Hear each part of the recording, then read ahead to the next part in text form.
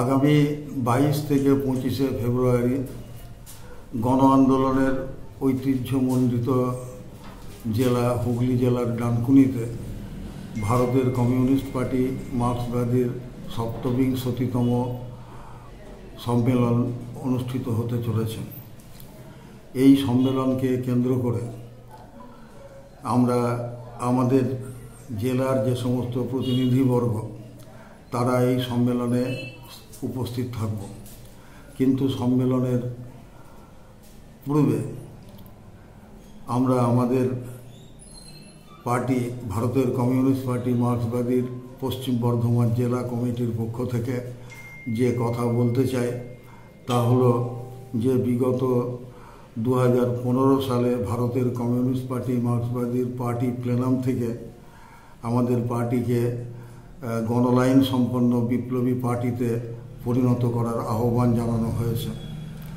আমরা এখন আমাদের পার্টি ভারতের কমিউনিস্ট পার্টি মার্ক্সবাদীকে গণলাইন সম্পন্ন বিপ্লবী পার্টিতে পরিণত করার কাজে আমরা নিষ্ঠার সঙ্গে লেগে রয়েছি এবং এই কাজে পার্টি সদস্য সহ আমাদের পশ্চিম বর্ধমান জেলার সমস্ত পার্টির নেতৃত্ব সবাই 5 দফা যে কর্মসূচি পার্টি কেন্দ্রীয় কমিটি নির্ধারিত করেছেন সেই কাজে আমরা ব্যাপৃত রয়েছি। এখন এই 5 দফা কাজকে কার্যকর করার জন্য আমরা সতত নিষ্ঠার সঙ্গে সচেষ্ট রয়েছি। এখন আমাদের জেলাতে তৃণমূল এবং বিজেপি এই দুটো শক্তিকে পরাস্ত করে পশ্চিম বাংলার মানুষের কাছে একটি জনপ্রিয় গণতান্ত্রিক সরকার উপহার দেওয়ার কাজে আমরা এগিয়ে চলেছি এবং এই কাজে বিভিন্ন এলাকা, গ্রাম, গঞ্জ, কারখানা, কলিয়ারি, নগর এবং বিভিন্ন এলাকাতে আমরা প্রচার কাজ চালিয়ে যাচ্ছি।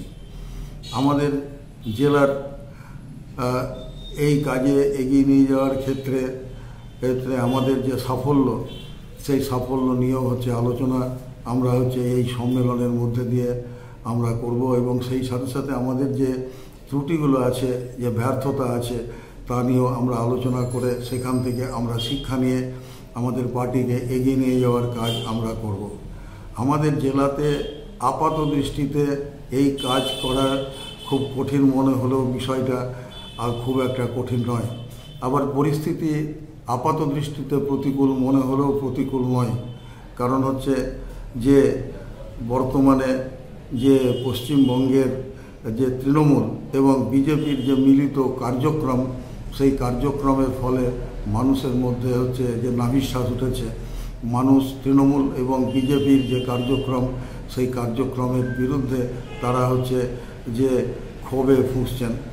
এখন এই ক্ষোভের জায়গাটিকে খুঁজে বার করা এবং সেই জায়গাটিকে ব্যবহার করে মানুষের কাছে এই ক্ষোভকে কাজে লাগিয়ে মানুষকে তৃণমূল এবং বিজেপির বিরুদ্ধে এবং সাম্প্রদায়িক শক্তির বিরুদ্ধে এগিয়ে নিয়ে যাওয়ার কাজের ক্ষেত্রে আমরা ব্যাপৃত রয়েছি। নতুন করে আমাদের জেলাতে বিগত যে 11 সালের পরের থেকে আজ পর্যন্ত একটাও শিল্প গড়ে ওঠেনি। আমরা দেখছি যে আমাদের জেলাতে বামফ্রন্টের সময়কালে যে সমস্ত শিল্পগুলো গড়ে উঠেছিল সেই শিল্পগুলো অনেকটাই আবার বন্ধ হয়ে যাচ্ছে। যেমন ধরুন যে বড় রাষ্ট্রায়ত্ত ক্ষেত্র, এই রাষ্ট্রায়ত্ত ক্ষেত্রের মধ্যে যে বার্ন স্ট্যান্ডার্ড কোম্পানি, সেই বার্ন স্ট্যান্ডার্ড কোম্পানি বন্ধ হয়ে গেছে। আমাদের জেলার একটা অন্যতম রাষ্ট্রায়ত্ত শিল্প চিত্তরঞ্জন লোকোমেটিভ ওয়ার্কস। এই চিত্তরঞ্জন লোকোমেটিভ ওয়ার্কসে 10,000-এরও বেশি শ্রমিক একটা সময় কাজ করতেন, এখন সেটা 8,000 মাত্র কাজ করছেন। চিত্তরঞ্জন লোকোমেটিভ ওয়ার্কসে নতুন করে যে ইঞ্জিন তৈরি করা এবং এই কাজের ক্ষেত্রে তারা ভারতবর্ষের ক্ষেত্রে সুনাম অর্জন করেছিল। এখন এই কারখানাটিকে শুধুমাত্র অ্যাসেম্বলিং ইন্ডাস্ট্রিতে পরিণত করার চেষ্টা চলছে এবং এই কারখানাটিকে বন্ধ করে দেওয়ার চেষ্টা চলছে। হিন্দুস্তান কেবলস বন্ধ হয়ে গেছে এবং সেই জমিতে চরম মাফিয়াবাজি চলছে জমি মাফিয়াদের, তার বিরুদ্ধেও আমাদের লড়াই আন্দোলন চলছে। চিত্তরঞ্জন লোকোমেটিভ ওয়ার্কশপের ক্ষেত্রেও আমাদের শ্রমিকরা সেখানে ইউনিয়নের মান্যতার যে নির্বাচন সেই নির্বাচনে তারা জয়লাভ করেছে এবং এই কারখানাকে বন্ধ করে দেওয়ার চক্রান্তের বিরুদ্ধে সেখানেও তারা লড়ছেন। অন্যদিকে যে আপনার যে সমস্ত নতুন গড়ে ওঠা যে শিল্পগুলো রয়েছে সেই শিল্পগুলোকেও দিল্লির এবং রাজ্যের যে সরকার সেই সরকার তাকে বন্ধ করার চেষ্টা চলছে। অনেকগুলো শিল্প বন্ধ হয়ে গেছে। দুর্গাপুর এলাকাতে এমএএমসি বন্ধ, সার কারখানা বন্ধ। কেন্দ্রীয় সরকার এবার সার কারখানার জন্য যে অর্থ বরাদ্দ করেছেন বাজেটে, তার মধ্যে হচ্ছে আমাদের দুর্গাপুর সার কারখানার কোনো অর্থের সংস্থান করা হয়নি। বার্নপুর ইস্পাত কারখানার আধুনিকীকরণের কাজ শুরু হচ্ছে, কিন্তু দুর্গাপুর ইস্পাত কারখানার আধুনিকীকরণের কাজের ক্ষেত্রে একটা চরম অনীহা চলছে। অন্যদিকে রেলের ফ্রেট করিডোরের নাম করে হচ্ছে বস্তিগুলোকে অন্যায্যভাবে উচ্ছেদ করার পরিকল্পনা চলছে। দুর্গাপুরের ইস্পাত কারখানার শ্রমিকদেরকে এবং সেখানে যে সমস্ত শ্রমিকরা কোয়ার্টারে থাকেন তাদেরকেও হচ্ছে একটা উচ্ছেদ করার পরিকল্পনা এই সমস্তগুলো চলছে। নতুন করে কোনো কারখানা না হওয়ার জন্য বেকারি বিরোধভাবে বাড়ছে, মানুষের হচ্ছে কাজ নাই। এর ফলে যেটা হয়ে গেছে সেটা হলো বেকার যুবক যুবতীদের মধ্যে হচ্ছে চরম বিক্ষোভ বাড়ছে। এই বিক্ষোভকে আমরা কাজে লাগাবার জন্য আমাদের পার্টি কমরেডরা বিভিন্ন জায়গাতে হচ্ছে চেষ্টা চালিয়ে যাচ্ছে। মাফিয়া চক্রের দাপটে মানুষের জীবন আমাদের বর্ধমান জেলাতে ব্যতিব্যস্ত হয়ে গেছে। অজয় নদী এবং দামোদর নদীর বালিকে তুলে তারা অজয় এবং দামোদর নদীর গতিপথকে পরিবর্তন করতে চাইছে। দামোদর নদী পশ্চিম বর্ধমান জেলার মানুষের লাইফ লাইন, এই লাইফ লাইনটিকে খতম করে দেওয়ার চেষ্টা চলছে। কয়লা মাফিয়াদের দাপটে এবং তাদের অত্যাচারে মানুষের জীবন হচ্ছে যে ব্যতিব্যস্ত হয়ে পড়েছে।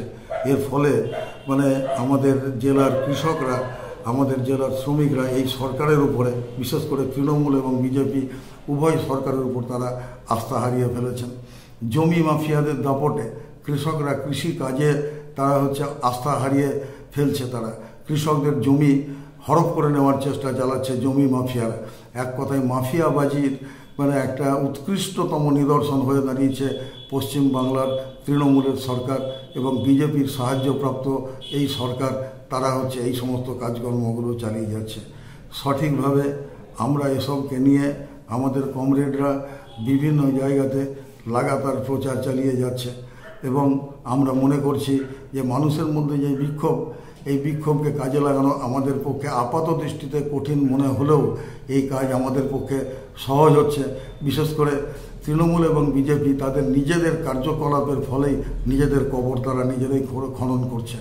এই কারণে আমরা আমাদের জেলার যে অতীত ঐতিহ্য, সেই সংগ্রামী ঐতিহ্যকে কাজে লাগিয়ে আমাদের পার্টির যে নীতি, আমাদের পার্টির যে নির্দেশিকা, যে পার্টিকে গণলাইন সম্পন্ন বিপ্লবী পার্টিতে পরিণত করা এবং মানুষের কাছে একটা সুষ্ঠু প্রশাসন উপহার দেওয়া, সে কাজে আমাদের কমরেডরা নিরন্তর সচেষ্ট এবং আমরা মনে করি এই সম্মেলন আমাদেরকে এই প্রসঙ্গে আরও নতুন করে দিশা দেবে এবং সেই দিশাকে ব্যবহার করে আমরা আমাদের কাজকে আরও এগিয়ে নিয়ে যেতে পারবো এবং আমাদের পার্টিকে জনগণের আপন পার্টিতে, জনগণের নিজের পার্টিতে, জনগণের প্রাণের পার্টিতে আমরা প্রতিষ্ঠিত করতে পারবো। ধন্যবাদ। লাল সালাম।